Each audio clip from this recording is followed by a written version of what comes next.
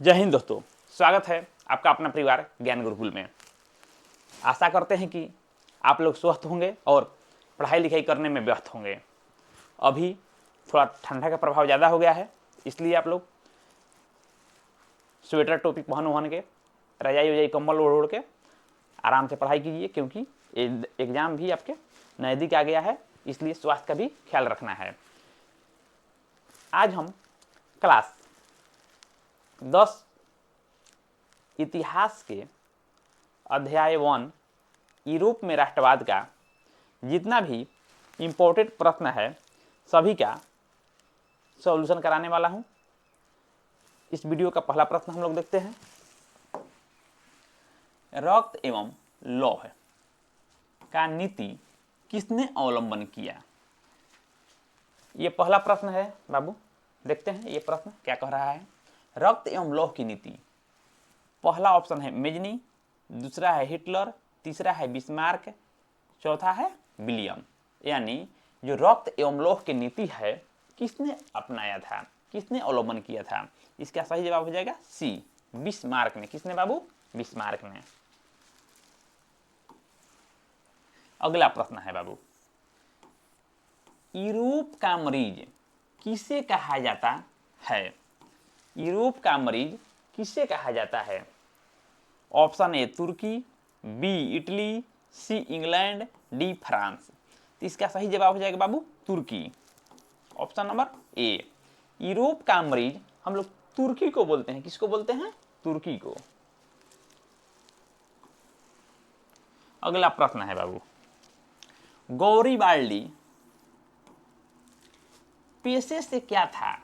यानी जो गौरीबाल्डी था वो कौन सा व्यापार करता था, क्या करता था? ऑप्शन ए सिपाही, बी जमींदार, सी नाविक, डी किसान। गौरीबाल्डी पेशे से नाविक था। क्या था बाबू? नाविक, ऑप्शन सी। अगला प्रश्न है, यंग यूरोप के संस्थापक कौन था? Option A Mazzini, B Garibaldi, C Hitler, D Bismarck. तो इसका सही जवाब हो जाएगा बाबू Mazzini, option number A. Young Europe के संस्थापक कौन थे? मेजनी। अगला प्रश्न है बाबू, 1871 में कौन सी संधि हुई? ऑप्शन ए फ्रैंकफर्ट की संधि, बी पेरिस की संधि, सी वियना कांग्रेस की संधि, डी इनमें से कोई नहीं। तो आपका 1871 में फ्रैंकफर्ट की संधि हुई थी, ऑप्शन नंबर ए। अगला प्रश्न है बाबू, जर्मन राइन राज्य का निर्माण किसने किया था? जो जर्मन राइन राज्य है उसका निर्माण कौन किया था? ऑप्शन ए हो जाएगा लुई 18वां, बी नेपोलियन बोनापार्ट, सी बिस्मार्क, डी इनमें से कोई नहीं। तो जो जर्मन राइन राज्य है इसका निर्माण नेपोलियन बोनापार्ट ने किया था, ऑप्शन नंबर बी हो जाएगा, ऑप्शन नंबर बी। अगला प्रश्न देखते हैं बाबू, काउंट काबूर को विक्टर इमैनुएल ने किस पद पर नियुक्त किया था? जो काउंट काबूर थे उनको विक्टर इमैनुएल ने कौन सा पद पे बैठाया था? कौन सा पद पे? ऑप्शन ए हो जाएगा सेनापति, बी फ्रांस के राजदूत, सी प्रधानमंत्री, डी गृह मंत्री। तो इसका सही जवाब हो जाएगा बाबू प्रधानमंत्री, ऑप्शन नंबर सी।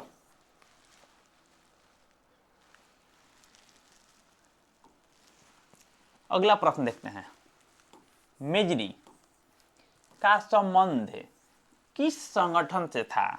जो मेजनी थे उनका संबंध किस संगठन से था, किससे जुड़े हुए थे? Option number A Lal Sena, B Carbonari, C Filiki Hetaireia, D Dyer. तो इसका सही जवाब होगा बाबू Carbonari, option number B. Mazzini का संबंध कार्बोनरी से था। किससे था बाबू? कार्बोनरी। अगला प्रश्न है, सेडान का युद्ध किसके बीच हुआ था? जो सेडान का युद्ध है बाबू, किसके किसके बीच में हुआ था? पहला ऑप्शन होगा ऑस्ट्रिया और प्रासा, दूसरा हो जाएगा ब्रिटेन और फ्रांस, तीसरा हो जाएगा फ्रांस और प्रासा, चौथा हो जाएगा प्रासा और रूस, प्रासा और रूस। तो इसका सही जवाब होगा बाबू फ्रांस और प्रासा, ऑप्शन नंबर सी, फ्रांस और प्रासा। जो सेडान का युद्ध है फ्रांस और प्रासा के बीच हुआ था। अगला प्रश्न है बाबू, फ्रैंकफर्ट की संधि कब हुई? Option A 1864, B 1866, C 1870, D 1871। तो इसका सही जवाब हो जाएगा ऑप्शन नंबर डी 1871। फ्रैंकफर्ट की संधि 1871 ईस्वी में हुई थी। अगला प्रश्न है बाबू,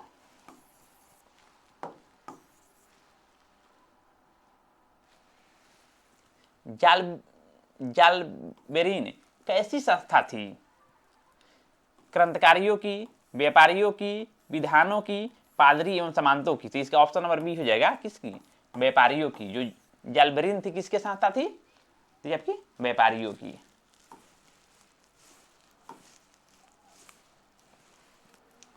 सिकंदर कहाँ का निवासी था? जो सिकंदर है, सिकंदर कहाँ का निवासी था? ऑप्शन ए हो जाएगा रोम, बी चीन, सी यूनान, डी मिस्र। तो इसका सही जवाब हो जाएगा ऑप्शन नंबर सी, यूनान का। कहाँ का? यूनान का।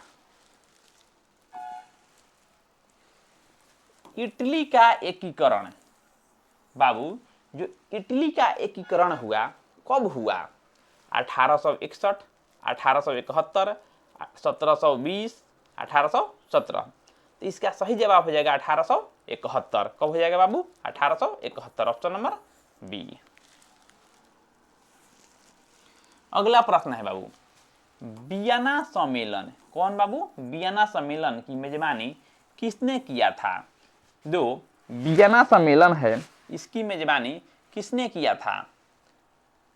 Option A Metternich, B Napoleon, C Lenin, D Karl marks.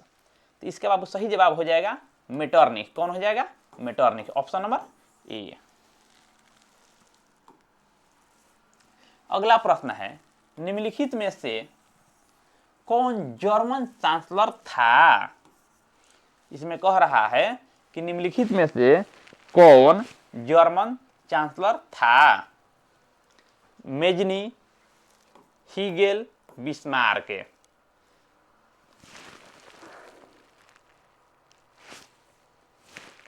इसका जो जर्मन चांसलर था आपका बिस्मार्क था। कौन था? बिस्मार्क, ऑप्शन नंबर सी।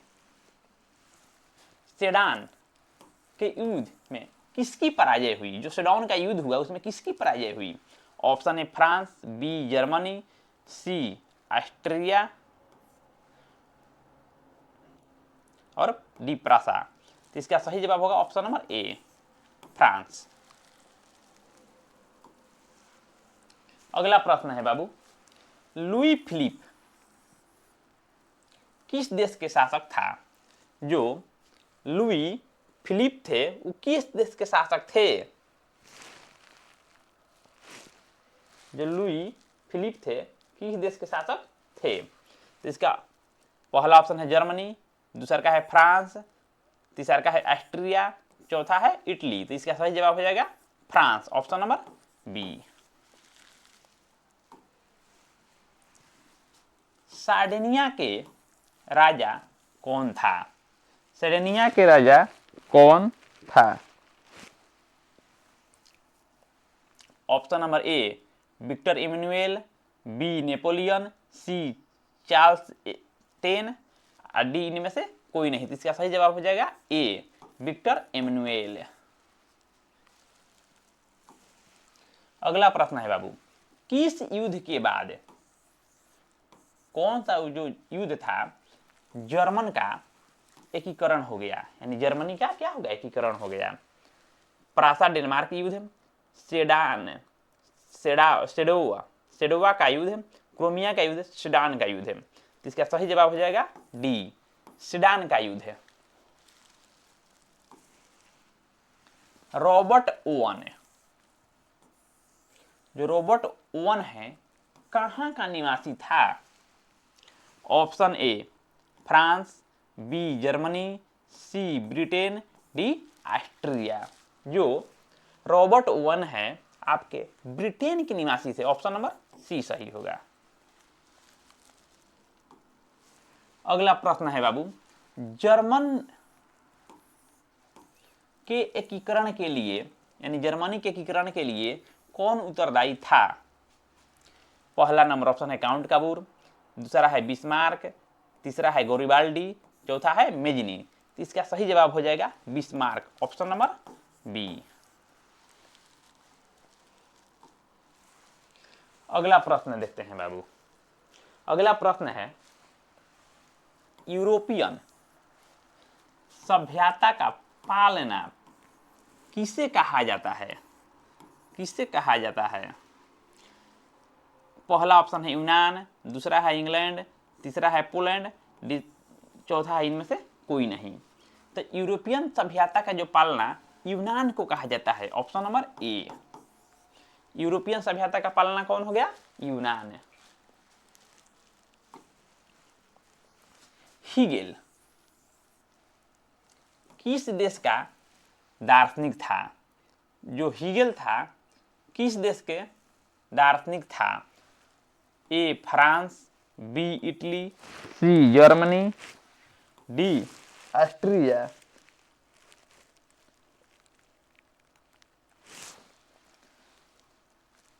हीगेल किस देश का दार्शनिक था? France, Italy, Germany, Austria. इसका सही जवाब हो जाएगा ऑप्शन नंबर सी जर्मनी।